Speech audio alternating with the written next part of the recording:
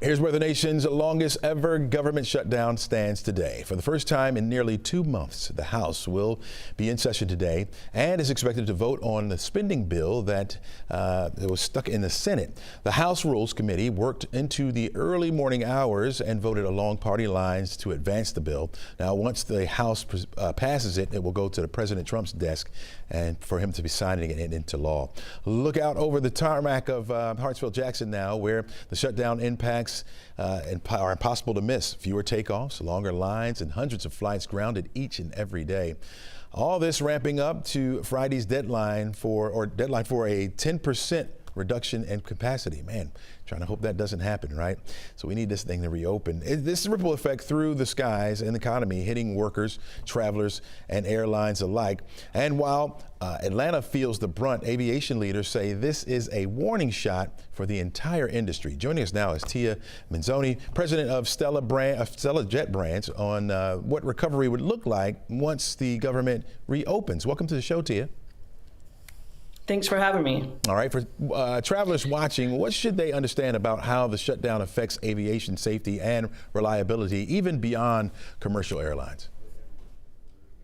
Yeah, in commercial and throughout the government shutdown, we've been seeing some strains before the government shutdown, and having the shutdown just really exacerbated that. So I think what we're looking at now is once the government reopens, it's not just going to go completely back to normal. We still need time to make adjustments. And even in the best case scenario, the airlines have to reposition. They have to reposition crews and planes. We're looking at maybe early December before a new normal would come about. Wow. Okay. What are you hearing from some of your pilots, dispatchers, and ground crews about this shutdown and how it's changing what they do as far as work? Yeah, for sure. So we're definitely making some adjustments in what airlines we fly or airports we fly in and out of. But also we know that most likely scenario, the FAA has done these restrictions, and it says until staffing has been fixed. So we have a long time before we actually get the staffing back where it needs to be with these offices, with the TSA, ATC, all of that, before we feel like we're going to go back to, business as usual. Yeah. How are unpaid FAA inspectors and air traffic controllers influencing safety protocols or scheduling decisions across the private aviation sector?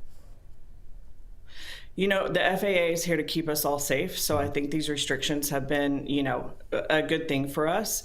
For private aviation, we have not seen as much of an impact as you're seeing in commercial. What we're seeing is the trickle effects. We're seeing people that have to get to their destination by a specific time coming in and flying private on trips that they normally wouldn't. Do you think this messes with the customers or the consumers' confidence in the aviation system as a whole?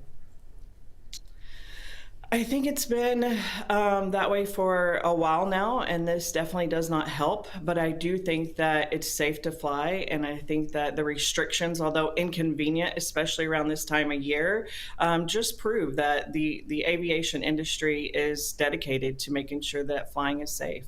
What kind of long-term lessons do you think the industry is going to learn from this?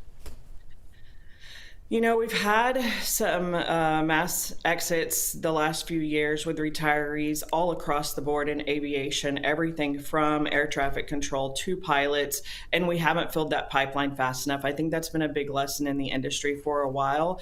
I also think that passengers are asking for better service, better communication, and I think that that's going to be a long-term good effect from what's happening now in aviation. Do you see any needs for change, especially on the federal level? There's always room for change in every industry, whether it's, private or government industry. So, I think there's always room for change, and everyone's always learning lessons, and hearing from, the public just helps us understand that side as well. We're constantly looking at data in this industry, and sometimes the data we need to listen to is the public as well. Yeah. If you had a chance to speak with lawmakers, right, you got a chance to sit down, talk to them about this shutdown, what would you really say to them about the people who are affected that have to fly the planes every day? Yeah, I think that, again, I want everyone to be safe. I want us to fly safe. I think they're doing the best that they can right now with what they have, but there needs to be some added precautions and backup plans. You know, we tell people who are flying, plan ahead, have a backup plan, have a backup plan. And I think we need the same thing across, whether it's the government industries, whether it's the airlines or the airports.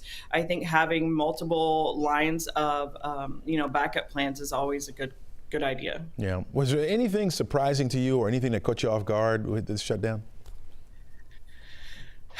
We already were a little bit understaffed in the industry, and so with the government shutdown, we've had almost 4 times as many retirees and resignations since the government shutdown as before. And you can't just immediately replace those people. It's a 100-day average hiring cycle for these positions, and then it takes 2 to 3 years to get certified to actually work in some of these positions. So again, I think filling the pipeline ahead of time, having people ready to go is a good idea, because the people that quit, they're not just going to come back. And now we've got a long hiring cycle, a long training cycle before we get back to normal staffing. Yeah. Tia Minzoni, thanks so much for joining us. Thanks so much for your insight today. Thank you. All right.